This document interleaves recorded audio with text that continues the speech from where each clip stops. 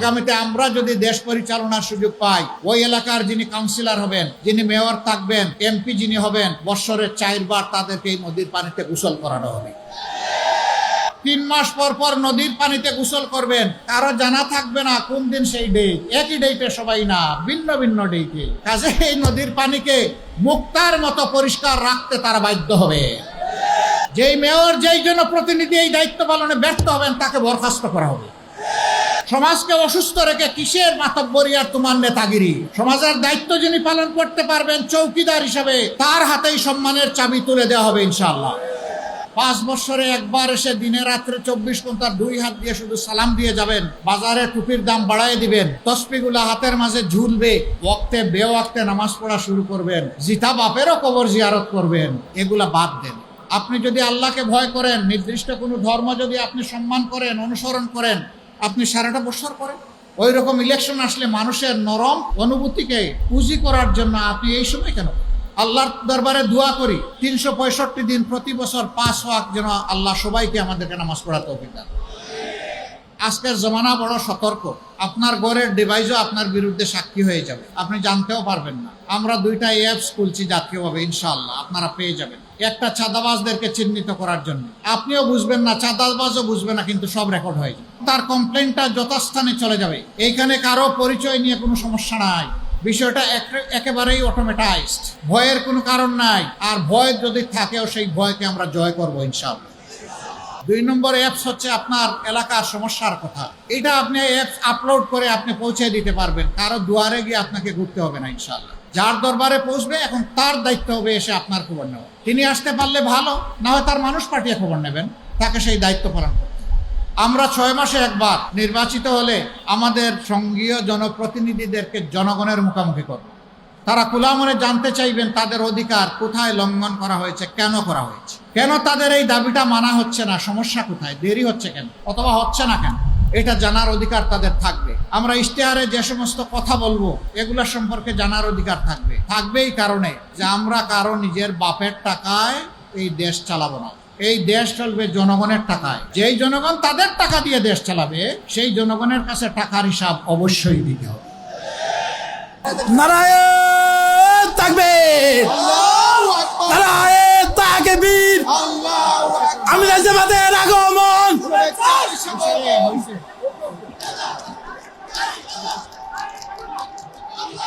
প্রিয় ভাই ও বোনেরা, আসসালামু আলাইকুম ওয়া রাহমাতুল্লাহ। কেমন আছেন আপনারা? আলহামদুলিল্লাহ রাব্বিল আলামিন, ওয়াসসালাতু ওয়াসসালামু আলা রাসূলিহিল কারীম ওয়া আলা আলিহি ওয়া সাহবিহি ওয়া আহলি বাইতি আজমাইন। আসন্ন 12 তারিখের নির্বাচনকে সামনে রেখে মর্যাদাপূর্ণ রাজধানীর আসন ঢাকা 4 এবং 5-এর উদ্যোগে আয়োজিত নির্বাচনী জনসভার সম্মানিত সভাপতি, সভামঞ্চে বসা 10 দলের সমর্থিত 4 এবং 5 আসনের সম্মানিত সংসদ সদস্য পদপ্রার্থীবৃন্দ, বন্ধু 10 দলীয় সংগঠনের কেন্দ্রীয় এবং স্থানীয় নেতৃবৃন্দ, গর্বিত শহীদ পরিবারের সদস্যবৃন্দ, জুলাই যোদ্ধাবৃন্দ, এই এলাকার সম্মানিত ভাই ও বোনেরা, সাংবাদিক বন্ধুগণ, একটু আগে আপনারা লক্ষ্য করেছেন আমাকে একটা সম্মাননা স্মারক দেওয়া হয়েছে। এ স্মারক আমার প্রাপ্য নয়। যারা বুকের রক্ত ঢেলে দিয়ে জালিমের রক্ত চক্ষু উপেক্ষা করে বুক খুলে দিয়েছিল অস্ত্র এবং গুলির মুখে, যারা লড়াই করেছিল অকুতভ হয়ে, যারা জীবন দিয়েছিল দেশের তরে, যারা পঙ্গুত্ব বরণ করেছে দেশ এবং সমাজকে মুক্ত করার জন্য, আমি এই সম্মাননা তাদের জন্য উৎসর্গ করলাম। এখানে যে কোনো একটা শহীদ পরিবার এটা গ্রহণ করবে। যেহেতু একজন বোন এখানে হাজির হয়ে শহীদ ভাইয়ের পক্ষে বক্তব্য দিয়েছে, আমি তার হাতে এটা তুলে দিব। সে সমস্ত শহীদদের পক্ষ থেকে এটাকে সংরক্ষণ করবেন ইনশাআল্লাহ।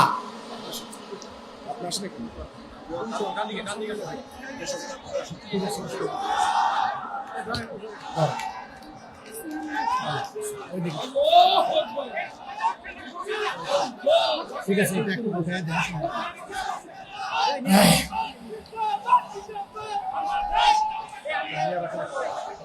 সম্মানিত ভাই ও বন্ধুগণ, দুইজন প্রার্থী যখন বক্তব্য রাখছিলেন বলছিলেন যে আমাদের সন্তানদের জন্য খেলার কোনো মাঠ নাই।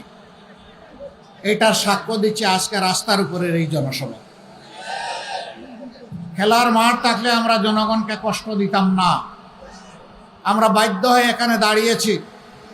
আমাদের এই দাঁড়ানোর এবং জনসভার কারণে যাদের কষ্ট হয়েছে আমরা বিনা শর্তে তাদের কাছে মাপ চাই, আপনারা আমাদেরকে ক্ষমা করে দেবেন। তবে আমরা কথা দিচ্ছি এর সমাধান আল্লাহ তাআলা আমাদেরকে যদি সংসদে গিয়ে এই দেশের প্রতিনিধিত্ব করার, এই দেশের খেদমত করার সুযোগ দেন, আমরা ইনশাআল্লাহ এর সমাধান করব। আর যাতে রাস্তায় দাঁড়াতে হয় না হয় কাউ। প্রিয় দেশবাসী, আমি এসেছি আজকে শহীদদের প্রতি শ্রদ্ধা দেখাতে। এই শাহাদতের ঘটনার পর ঘরে ঘরে যাওয়ার চেষ্টা করেছি। শহীদদের মায়ের চোখে আমি পানি দেখি নাই, আমি রক্তের ফোঁটা দেখেছি। কারণ তার সন্তানের রক্ত ঝরানো এই এলাকা। আমি আমার যুবতী বোনটির কোণে, চোখের কোণে ওরকম রক্তের ফোঁটা দেখেছি। অবশ সন্তানদেরকে বুকে আগলে জিজ্ঞেস করেছিল অনেকেই, আমরা অতি সাধারণ মানুষ, নুন আনতে পান্তা ফুরায়, আমার এই তিনটি সন্তানের এখন কি হবে? সাইনবোর্ড এলাকায় শহীদ সুমাইয়া, আমাদের বোন আকাশ থেকে ছোড়া গুলিতে অফুড় হয়ে দুনিয়া থেকে বিদায় নিয়েছিল। তার 2 মাসের কচি সন্তানটি তার কুল থেকে ছিটকে পড়েছিল। আমরা সেই সুমাইয়াকে দেখতে গিয়েছিলাম, শহীদ সুমাইয়ার কন্যা, একমাত্র মেয়ে। তার গার্মেন্টস কর্মী স্বামী আমাকে জিজ্ঞেস করেছিল, আমার এই অবুজ বাচ্চাটি যখন মুখে তার কথা ফুটবে তখন মা কাকে ডাকবে? আমাদের কাছে কোনো জবাব ছিল না। আমি আজকে তাদের হয়ে আপনাদের সামনে এখানে দাঁড়িয়েছি। আর দেখতে চাই না দেশে কোনো ফ্যাসিবাদী শাসন কায়েম হবে। দেশের জনগণের অর্থে কিনা অস্ত্র থেকে গুলি তাদের বুকে ছুড়া হবে, আর দেখতে চাই না। এই ফ্যাসিবাদের সকল জড় যদি কেটে দিতে হয় 12 তারিখ ইনশাআল্লাহ গণভোটে হা বলতে হবে। হা মানে আজাদি, না মানে গুলামি। আজাদি না গুলামি। এই লড়াকু জাতি আজাদির জন্য লড়ে যাবে ইনশাআল্লাহ। আজাদি সম্পূর্ণ অর্জিত না হওয়া পর্যন্ত আমরা থামব না ইনশাআল্লাহ তাআলা লাজিম। বিইজনিল্লাহ বিজয় আমাদের নিশ্চিত হবে ইনশাআল্লাহ। আমরা আর পুরানা দাচের বস্তা পচা রাজনীতি বাংলাদেশে দেখতে চাই না। ইতিমধ্যে যুব সমাজ এই ম্যান্ডেট দিয়ে জানিয়ে দিয়েছে, আমরা বাংলাদেশে পরিবর্তন চাই। আমরা মানবিক রাজনীতি চাই, দুর্নীতি মুক্ত বাংলাদেশ চাই, ফ্যাসিবাদের ছায়া মুক্ত বাংলাদেশ চাই, আধিপত্যবাদ মুক্ত বাংলাদেশ চাই। সম্মানিত ভাইয়েরা, যারা জনগণের এই দাবি বুঝতে পারে না, জনগণের বুকের ভাষা বুঝে না, ইনশাআল্লাহ বাংলাদেশের সংগ্রামী জনগণ আগামী 12 তারিখ তাদেরকে বুঝিয়ে দেবে।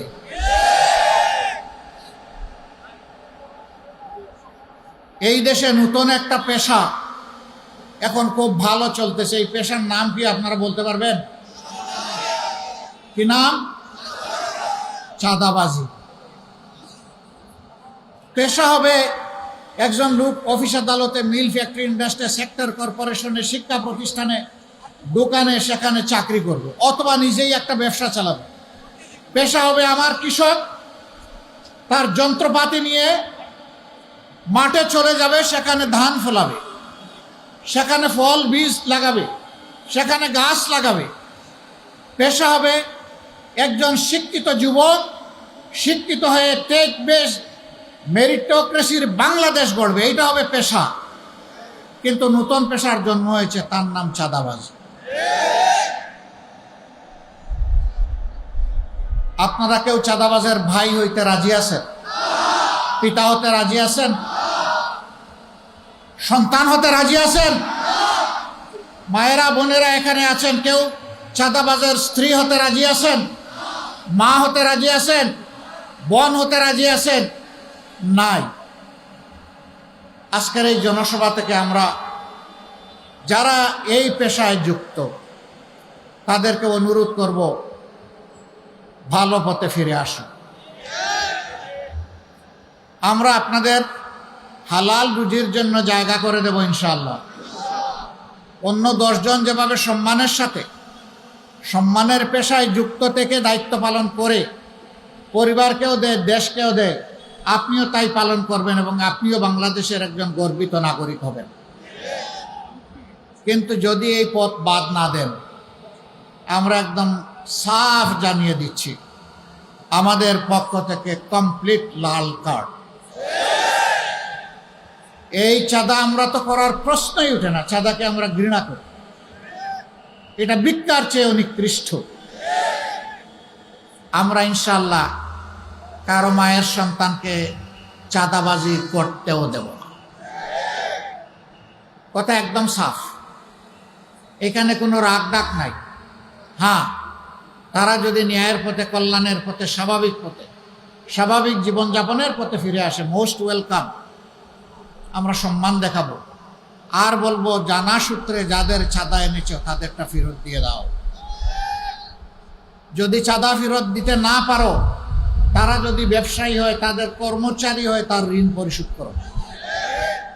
বাকিটা রাষ্ট্র তোমার পাশে দাঁড়িয়ে তোমাকে প্রোটেকশন দিবে ইনশাআল্লাহ। সম্মানিত ভাইয়েরা,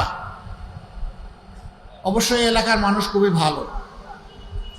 এই যে নির্বাচনী এলাকার মানুষ শিক্ষিত, ভালো, ভদ্র, মার্জিত। সারা বাংলাদেশে চাঁদাবাজি হলেও এখানে চাঁদাবাজি হওয়ার কথা না। এখানে হয়।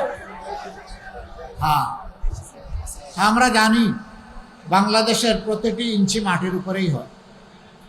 বন্ধুরা, আমাদের যে সন্তানেরা, ভাইয়েরা, বোনেরা, মেয়েরা বুক চিতিয়ে যুদ্ধ করে আজ একটা বাংলাদেশ এনে দিল, নতুন বাংলাদেশ, তোমরা তাদের প্রতি কি সম্মানটা দেখালা?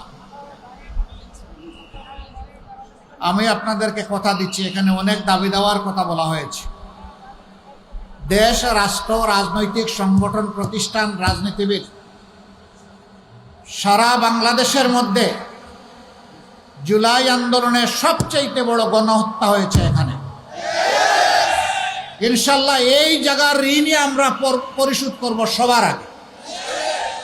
আপনারা যে সমস্যাগুলোর কথা বলেছেন, আলহামদুলিল্লাহ আপনারা এগুলা তুলে রাখেন। আল্লাহ যদি আমাদেরকে সুযোগ দেন, আমরা কথা দিচ্ছি, আমাদের দুয়ারে দুয়ারে আর অফিস আদালতে আপনাদেরকে ঘুরতে হবে না ইনশাআল্লাহ। আজ যেমন এসেছি, অতীতে যেমন শহীদ পরিবারের, পঙ্গু যোদ্ধাদের পরিবারের পাশে এসেছি, আগামীতেও আপনাদেরকে খুঁজে বের করে আপনাদের সাথে বসবো, ডায়ালগ করব, সবাই মিলে সমাজের সমাধান করবো ইনশাআল্লাহ। এখানে অনেকগুলা কওমি মাদ্রাসা আছে। সেদিনকে আপনাদের সাথে তারা সমান তালে লড়াই করে নাই?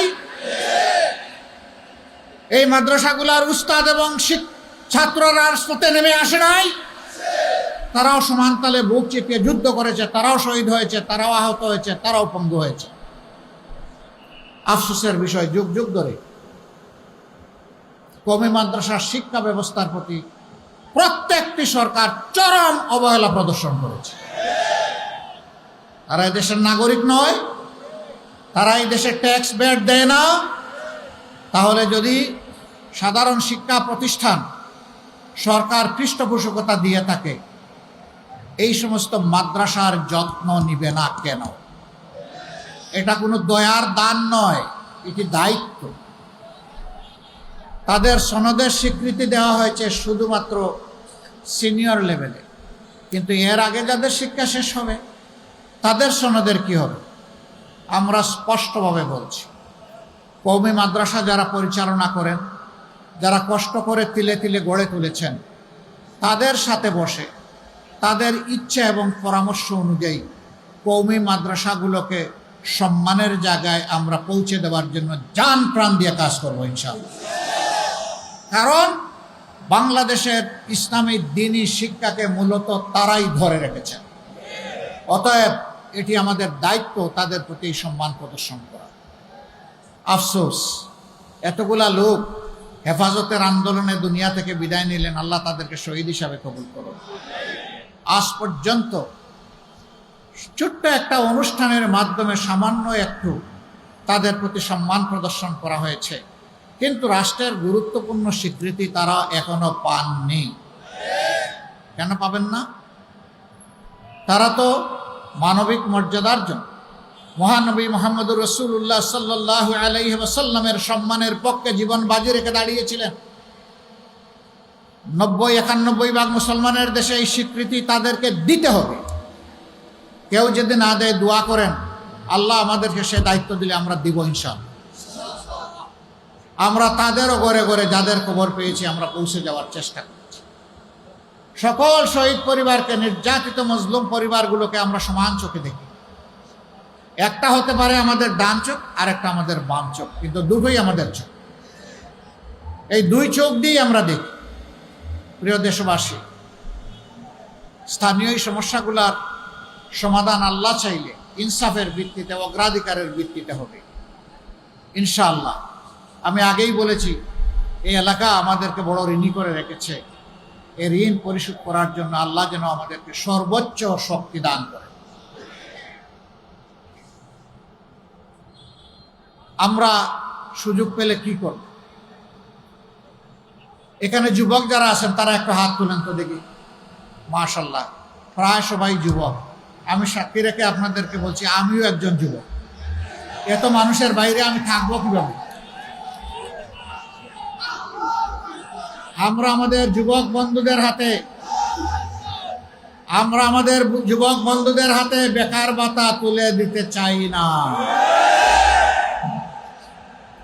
আমরা আমাদের যুবক বন্ধুদের, আমাদের ছেলে মেয়েদের হাতকে বাংলাদেশ গড়ার কারিগরের হাতে পরিণত করতে চাই।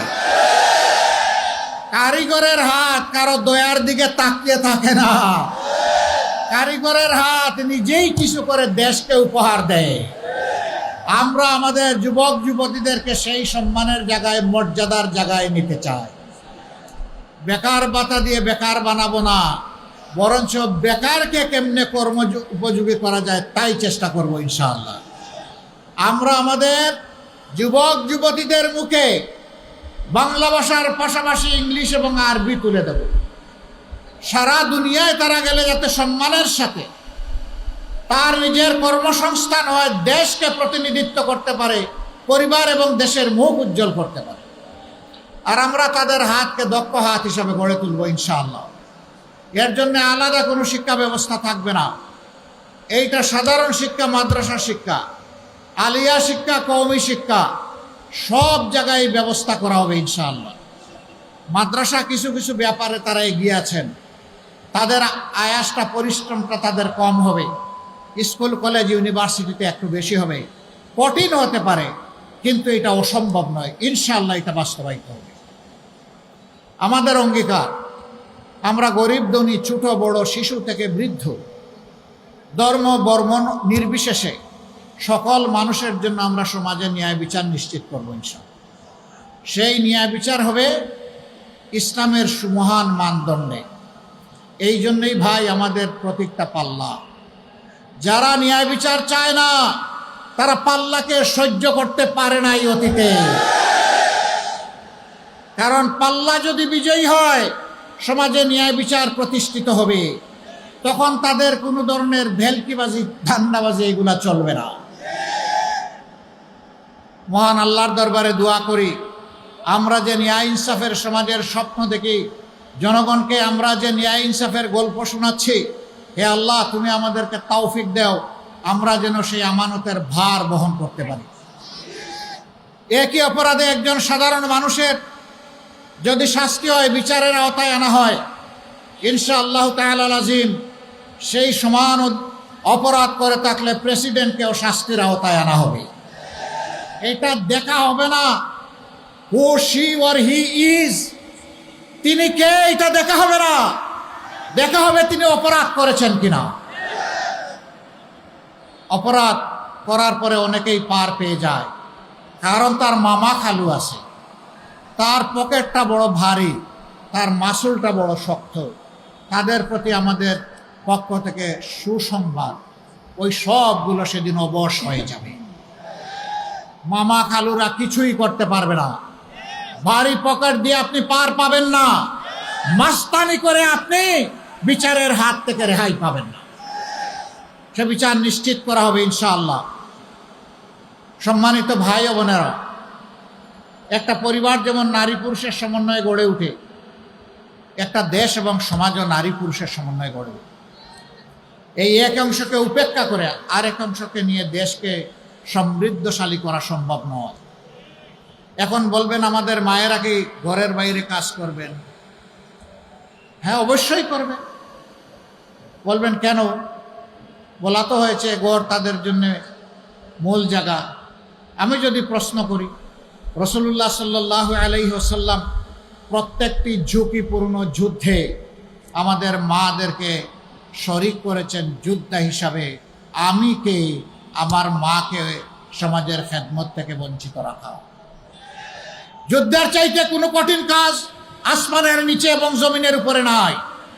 সেই কাজে আমাদের মায়েরা অংশগ্রহণ করেছেন। ইনশাআল্লাহ বাংলাদেশে অগ্রগতি উন্নয়নে সঙ্গত সকল জায়গায় তাদের মেধা, যোগ্যতা এবং প্রয়োজন অনুযায়ী তারা অংশগ্রহণ করবেন। দুইটা জিনিস তাদের জন্য এখন নেই, একটি হচ্ছে তাদের নিরাপত্তা, আরেকটি হচ্ছে তাদের সম্মান বা মর্যাদা। আমরা কথা দিচ্ছি, ঘরে, চলাচলে এবং কর্মস্থলে তিনটা জায়গায় আপনাদের জন্য আমরা ইনশাআল্লাহ সর্বোচ্চ গুরুত্ব দিয়ে নিরাপত্তা নিশ্চিত করব এবং মর্যাদা আপনাদের হাতে তুলে দেব। কোনো জালিম আপনাদেরকে আর ইভটিজিং করার দুঃসাহস দেখাবে না। কর্মক্ষেত্রে কোনোভাবেই আপনাদেরকে আর হেনস্থার শিকার হতে হবে না। মর্যাদা এবং নিরাপত্তার সাথে আপনারা করবেন। চলাচলের সময় বিশেষ করে পিক আওয়ারে বড় শহরগুলোতে, রাজধানী সহ আমরা শুধু মহিলাদের জন্য ইভিনিং বাস সার্ভিস চালু করব ইনশাআল্লাহ। পুরুষরা হাঁটতে পারবে, সাইকেল চালাতে পারবে, বাইক চালাতে পারবে, তারা পাবলিক ট্রান্সপোর্টে ঠেলাঠেলি করে উঠতে পারবে, কিন্তু আমাদের মায়ের মর্যাদা আমাদের জীবনের চেয়ে বেশি। আমরা চাই না আমাদের মায়েরা ওই রকম বিব্রতকর পরিস্থিতিতে পড়ুক। তাদের জন্য মর্যাদার সাথে চলাচলের ব্যবস্থা ইনশাআল্লাহ করে দেওয়া হবে। সরকারি যে সমস্ত ডাবল ডেকার বাস আছে, একটা তলা অর্থাৎ নিচতলা, মায়েরা উপরে উঠতে গিয়ে কষ্ট হতে পারে, বিভিন্ন সমস্যা হতে পারে, নিচতলাটা তাদের জন্য সংরক্ষণ করা হবে ইনশাআল্লাহ। পুরুষরা কষ্ট করে, আমরা উপরের তলায় বসবো, কোনো অসুবিধা নেই। জায়গা না পাই হাঁটবো, রিক্সায় চড়বো, বাইক চালাবো, তাও মাদেরকে আমাদের মর্যাদা দেখাতে হবে। কারণ আমরা বিশ্বাস করি, গভীরভাবে বিশ্বাস করি, কলিজা দিয়ে বিশ্বাস করি, আমাদের জীবনের চাইতে আমাদের মায়েদের ইজ্জতের মর্যাদা বেশি। আচ্ছা, এইখানে কেউ আছেন যিনি বাপের পেট থেকে দুনিয়া এসেছেন? থাকলে হাত তুলেন। নাই? আচ্ছা ঠিক আছে, বাপের পেট থেকে আসলেন না, দুনিয়া আসার পরে বাপের বুকের দুধ খেয়েছেন যারা, তারা একটু হাত তুলেন। নাই? পারবেন? কোনো পুরুষ একটা বাচ্চা গর্ভে নিতে পারবেন? কোনো পুরুষ নিজের বাচ্চাকে বুকের দুধ দিতে পারবেন? তো মায়ের সাথে তুলনা করতে যাবেন কেন? মায়েদের তুলনা শুধু মায়েদের সাথে, অন্য কারো সাথে নয়। এই মায়ের জাতিকে ইনশাআল্লাহ ন্যায় ইনসাফের বাংলাদেশ হলে তাদেরকে সম্মানের আসনে সর্বত্র বসানো হবে, তাদের প্রাপ্য মর্যাদা তাদের হাতে তুলে দেওয়া হবে। এইখানে জলাবদ্ধতা, খোলা ড্রেন, দুর্গন্ধ, অপরিচ্ছন্নতা, নদীর জীবন খতম, ময়লার ভাগাড় নদীকে বানানো হয়েছে, এই সবগুলো আমাদের মাথায় আছে। দোয়া করবেন আগামীতে আমরা যদি দেশ পরিচালনার সুযোগ পাই, ওই এলাকার যিনি কাউন্সিলর হবেন, যিনি মেয়র থাকবেন, এমপি যিনি হবেন, বৎসরে 4 বার তাদেরকে এই নদীর পানিতে গোসল করানো হবে। যখন 3 মাস পর পর নদীর পানিতে গোসল করবেন, কারো জানা থাকবে না কোন দিন সেই ডেট, একই ডেটে সবাই না, ভিন্ন ভিন্ন ডেটে। কাজে এই নদীর পানিকে মুক্তার মতো পরিষ্কার রাখতে তারা বাধ্য হবে। যেই মেয়র, যেই জনপ্রতিনিধি এই দায়িত্ব পালনে ব্যর্থ হবেন, তাকে বরখাস্ত করা হবে। সমাজকে অসুস্থ রেখে কিসের মাতব্বরি আর তোমার নেতাগিরি? সমাজের দায়িত্ব যিনি পালন করতে পারবেন চৌকিদার হিসাবে, তার হাতেই সম্মানের চাবি তুলে দেওয়া হবে ইনশাআল্লাহ। সম্মানিত ভাইয়েরা, এইভাবে জনপ্রতিনিধি হয়ে 5 বছরে একবার এসে দিনে রাত্রে 24 ঘন্টা 2 হাত দিয়ে শুধু সালাম দিয়ে যাবেন, বাজারে টুপির দাম বাড়ায় দিবেন, তসবিগুলা হাতের মাঝে ঝুলবে, ওয়াক্তে বেওয়াক্তে নামাজ পড়া শুরু করবেন, জিতা বাপেরও কবর জিয়ারত করবেন, এগুলা বাদ দেন, এগুলা মানানসই। হ্যাঁ, আপনি যদি আল্লাহকে ভয় করেন, নির্দিষ্ট কোনো ধর্ম যদি আপনি সম্মান করেন, অনুসরণ করেন, আপনি সারাটা বছর করেন। ওই রকম ইলেকশন আসলে মানুষের নরম কোনো অনুভূতিকে পুঁজি করার জন্য আপনি এই সময় কেন?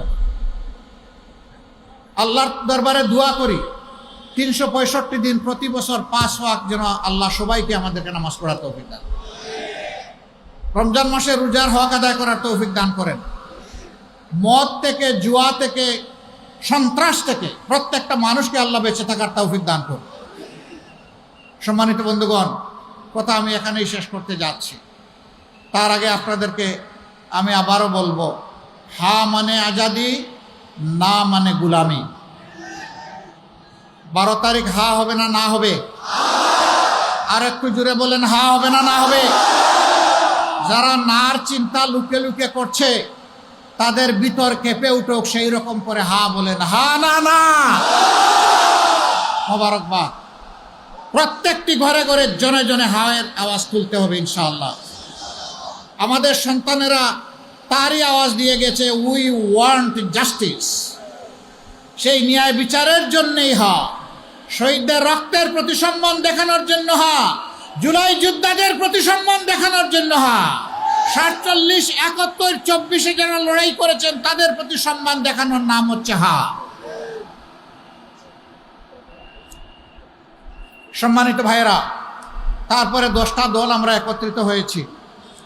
আমরা এক দল হিসাবে ময়দানে আসে নাই।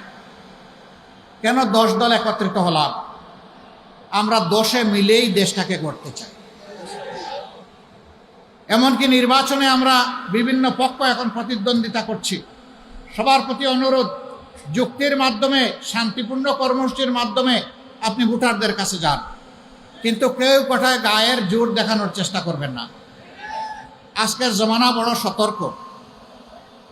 আপনার ঘরের ডিভাইসও আপনার বিরুদ্ধে সাক্ষী হয়ে যাবে, আপনি জানতেও পারবেন না। আমরা 2টা অ্যাপস খুলছি জাতীয়ভাবে, ইনশাআল্লাহ আপনারা পেয়ে যাবেন। একটা চাঁদাবাজদেরকে চিহ্নিত করার জন্য, আপনিও বুঝবেন না, চাঁদাবাজও বুঝবে না, কিন্তু সব রেকর্ড হয়ে যাবে এবং তার কমপ্লেনটা যথাস্থানে চলে যাবে। এইখানে কারো পরিচয় নিয়ে কোনো সমস্যা নাই, বিষয়টা একেবারেই অটোমেটাইজড, ভয়ের কোনো কারণ নাই। আর ভয় যদি থাকেও, সেই ভয়কে আমরা জয় করব ইনশাআল্লাহ। 2 নম্বর অ্যাপস হচ্ছে আপনার এলাকার সমস্যার কথা। এটা আপনি অ্যাপস আপলোড করে আপনি পৌঁছে দিতে পারবেন, কারো দুয়ারে গিয়ে আপনাকে ঘুরতে হবে না ইনশাআল্লাহ। যার দরবারে পৌঁছবে এখন তার দায়িত্ব হবে এসে আপনার খবর নেওয়া। তিনি আসতে পারলে ভালো, না হয় তার মানুষ পাঠিয়ে খবর নেবেন, তাকে সেই দায়িত্ব পালন করতে। আমরা 6 মাসে একবার নির্বাচিত হলে আমাদের সঙ্গীয় জনপ্রতিনিধিদেরকে জনগণের মুখোমুখি করব। তারা খোলা মনে জানতে চাইবেন তাদের অধিকার কোথায় লঙ্ঘন করা হয়েছে, কেন করা হয়েছে, কেন তাদের এই দাবিটা মানা হচ্ছে না, সমস্যা কোথায়, দেরি হচ্ছে কেন, অথবা হচ্ছে না কেন, এটা জানার অধিকার তাদের থাকবে। আমরা ইশতেহারে যে সমস্ত কথা বলবো, এগুলোর সম্পর্কে জানার অধিকার থাকবে। এই কারণে যে আমরা কারো নিজের বাপের টাকায় এই দেশ চালাবো না। এই দেশ চলবে জনগণের টাকায়। যেই জনগণ তাদের টাকা দিয়ে দেশ চালাবে, সেই জনগণের কাছে টাকার হিসাব অবশ্যই দিতে হবে। এই জনপ্রতিনিধির সম্পদেরও হিসাব দিতে হবে, আর সরকারি ট্রেজারিরও হিসাব দুইটাই দিতে হবে। বলবেন যে অনেকেই তো বলে, করে না তো। ভাই, আমরা যা বলি করার চেষ্টা করি। আমরা 5 তারিখ বলেছিলাম আমরা কোনো প্রতিশোধ নেবে না। আপনারা বলেন কারো কাছ থেকে আমরা প্রতিশোধ নিয়েছি? বলেছিলাম মামলা বাণিজ্য করবো না, আমরা করেছি? বলেছিল আমাদের লোক চাঁদাবাজি করবে না, করেছে? বলেছিলাম যে কারো ইজ্জতের পর হাত দিবে না, দিয়েছে? আমরা কথা যখন আজ রেখেছি, কালও রাখবো ইনশাআল্লাহ। আর যারা এখনই রাখতে পারছে না, আমি আল্লাহর দুহাই দিয়ে বলি, এদেরকে মোটেই বিশ্বাস করবে না। আজই রাখতে পারে না, কালকে রাখবে কিভাবে? আমি জানি বাংলাদেশের মানুষ সচেতন। কে আসল মানুষ আর কে বেজাল মানুষ, বাংলাদেশের জনগণ এটা বুঝে। আসুন 12 তারিখ এই 10 দলের যাকে যেখানে আমরা প্রতিনিধি হিসেবে দিয়েছি সংসদে প্রতিনিধিত্ব করার জন্য, আপনারা সেই ন্যায় ইনসাফের পক্ষে অবস্থান গ্রহণ, আজাদির পক্ষে অবস্থান গ্রহণ করুন। গণমানুষের পক্ষে, কোনো দল গোষ্ঠীর পক্ষে না। আসুন অবস্থান গ্রহণ করুন। আমরা বলেছি আমরা জামাতে ইসলামের বিজয় চাই না, আমরা জনগণের বিজয় চাই। জনগণের বিজয় হলেই আমাদের বিজয়, আলহামদুলিল্লাহ। সেই বিজয়টা আমরা চাচ্ছি। এবার আমি 2টি আসনের 2জন ভাইয়ের হাতে 10 দলের পক্ষ থেকে আমরা ইনসাফের প্রতীক দাঁড়িপাল্লা তুলে দিচ্ছি। এখানে অন্যান্য দলের যারা আছেন তাদেরকেও মেহরবানি করে একটু সামনে আসার জন্য আমি অনুরোধ করব। যে আমরা প্রথমে আসেন, আপনি আগে আসেন, এদিকে আসেন। আমাদের একটু সরব নাকি আগে জায়গা দেব। আমার পাশেই দাঁড়িয়ে আছেন সৈয়দ জাইনুল আবেদিন। তিনি ঢাকা 4 আসনের 10 দলের পক্ষ থেকে ইনশাআল্লাহ আগামী নির্বাচনী লড়াইয়ে নেতৃত্ব দিবেন। আমরা আপনাদের সকলের পক্ষ থেকে, তুমি হাত বাড়াইও, সকলের পক্ষ থেকে আমরা তার হাতে ইনসাফের প্রতীক দাঁড়িপাল্লা তুলে দিলাম। আপনারা দাঁড়িপাল্লার পক্ষে থাকবেন? দাঁড়িপাল্লার বিজয় নিয়ে 12 তারিখ আপনারা ইনশাআল্লাহ সবাই ফিরবেন। কোনো চোর ডাকাত যাতে আপনাদের ভোটের ক্ষতি সাধন করতে না পারে, আপনারা পাহারাদারি করবেন আপনাদেরকে মোবারকবাদ। এরপরে আমরা প্রতীক তুলে দিচ্ছি 5 আসনের আমাদের সংসদ সদস্য পদপ্রার্থী 10 দলের পক্ষ থেকে আমাদের ভাই জনাব কামাল হুসাইন, তার হাতে আমরা ইনসাফের প্রতীক দাঁড়িপাল্লা তুলে দিলাম।